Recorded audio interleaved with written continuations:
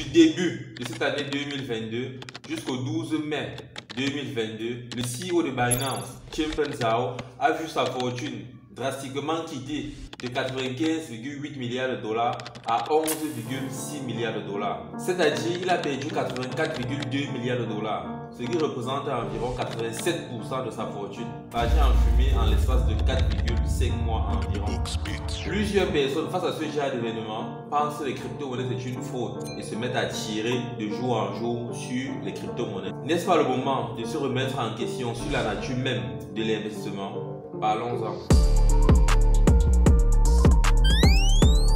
Lorsqu'un individu investit dans les crypto-monnaies et qu'il commence à faire des pertes, directement il se met à penser que la raison de ces pertes vient du fait que les crypto-monnaies constituent un scam, sans toutefois savoir qu'à la base, investir veut dire prendre des risques.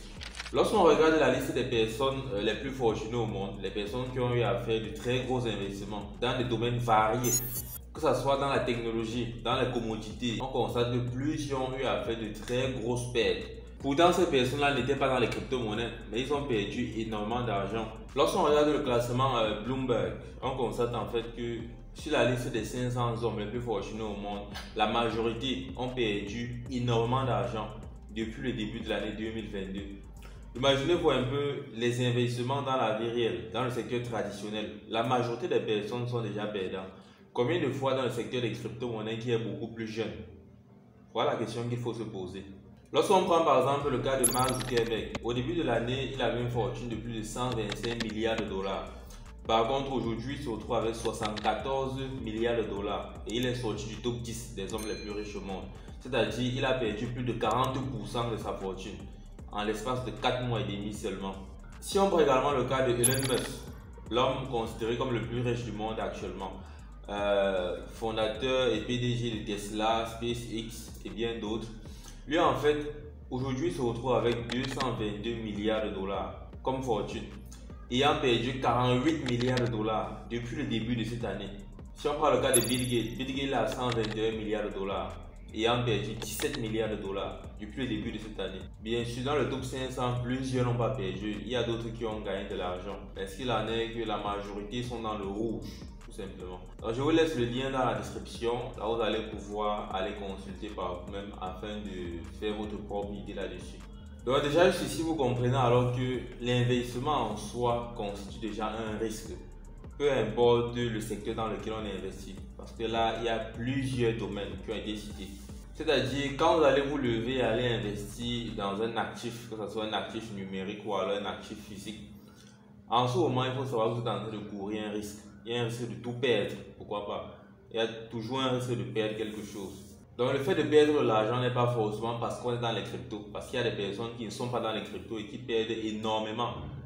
Et peut-être vous allez vous poser la question que okay, peut-être avec les cryptos on peut facilement perdre beaucoup plus. Là c'est normal parce que les crypto-monnaies sont très jeunes. La capitalisation des crypto-monnaies sont hyper faibles aujourd'hui comparé à la masse monétaire internationale. C'est fait en sorte que les cryptos seront facilement manipulables parce qu'il n'y a pas assez de liquidité à l'extérieur par rapport au secteur traditionnel. Lorsqu'on regarde par exemple la capitalisation boursière de l'entreprise Apple en bourse, on constate que la capitalisation de Apple est 2 fois supérieure à la capitalisation de l'ensemble du marché des crypto-monnaies. C'est-à-dire si vous prenez la capitalisation de toutes les crypto-monnaies en circulation à l'heure actuelle, il va falloir multiplier la capitalisation de cette crypto-monnaie-là par 2 avant de trouver la capitalisation de l'entreprise Apple. Donc juste pour vous montrer à quel point la différence entre le secteur des cryptos et le secteur traditionnel est très grande. C'est-à-dire une seule entreprise dans le secteur traditionnel a une valeur 2 fois plus élevée que l'ensemble des crypto-monnaies en circulation. Et lorsqu'on regarde la capitalisation de l'actif traditionnel le plus valorisé, c'est-à-dire Apple, qui a une capitalisation actuellement de 2415 milliards de dollars. Donc cette information vient du site Companies Market Cap, ça c'est une actualité de mai 2022. Actuellement la capitalisation du Bitcoin, sa capitalisation c'est 555 milliards de dollars. Lorsqu'on fait le ratio, on constate tout simplement que Apple est plus de 4 fois supérieur à Bitcoin, tout simplement. Et là, ça nous amène à penser que, ok, actuellement, les crypto-monnaies sont encore très jeunes. Actuellement, les crypto-monnaies ont encore énormément de liquidités à rafler sur le marché. s'il arrive que les crypto-monnaies puissent prospérer. Et c'est également l'une des raisons qui va pousser les cryptos à être très volatiles, hyper volatiles. Parce qu'une personne du secteur traditionnel, étant donné qu'il est hyper fortuné, il peut facilement manipuler une crypto-monnaie. Ouais, surtout les petites crypto-monnaies. Alors, étant donné cette volatilité-là, c'est la raison principale pour laquelle vous allez voir les crypto-monnaies perdre énormément de valeur. Vous allez voir par exemple le CEO de Binance. Lui, il est quitté de 96 milliards de dollars à 11,6 milliards de dollars. Lorsque le Bitcoin a eu à faire son bottom, ce qui est considéré comme bottom actuellement, vu que c'est le prix le plus bas sur cette tendance baissière ici. Le 12 mai, lorsque le Bitcoin est arrivé aux environs de 25 000 dollars la pièce, la fortune du CEO de Binance s'est directement retrouvée à 11,6 milliards de dollars.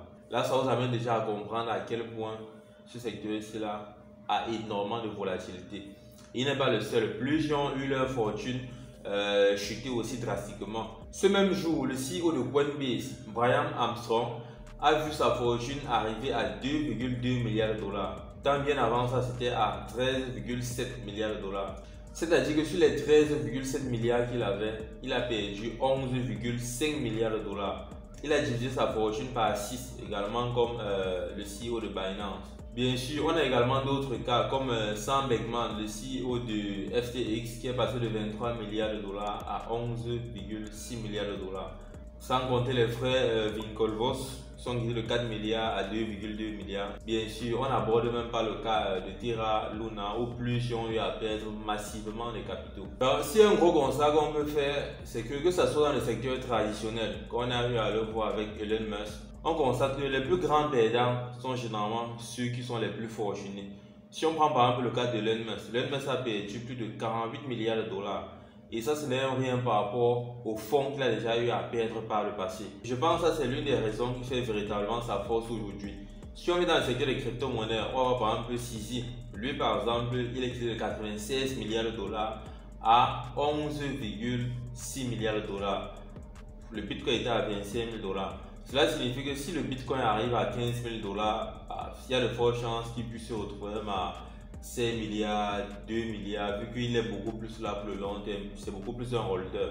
Et c'est ça qui va faire la force des gagnants, parce que, étant donné qu'ils ont autant perdu, ils vont pouvoir apprendre de ces erreurs-là, vu qu'ils savent les raisons, vu qu'ils savent les causes de ces conséquences-là. Ils savent ce qui a fait de telle en sorte qu'ils puissent perdre un tel montant. Du coup, prochainement, en avançant dans le futur, ils vont tout simplement éviter ça. Pourtant, une autre personne qui n'a pas eu cette expérience, il va venir vivre cette expérience. Ou alors, d'autres ne vont même pas avoir assez de courage pour prendre un tel risque. Ils vont préférer rester dans leur zone de confort. Donc voilà ce qu'il en est en fait de la vidéo, qui est une vidéo très improvisée. Je ne sais pas ce que vous avez en pensé. Likez la vidéo, ça vous a plu. N'hésitez pas à vous abonner et on se retrouve plus tard pour une nouvelle vidéo.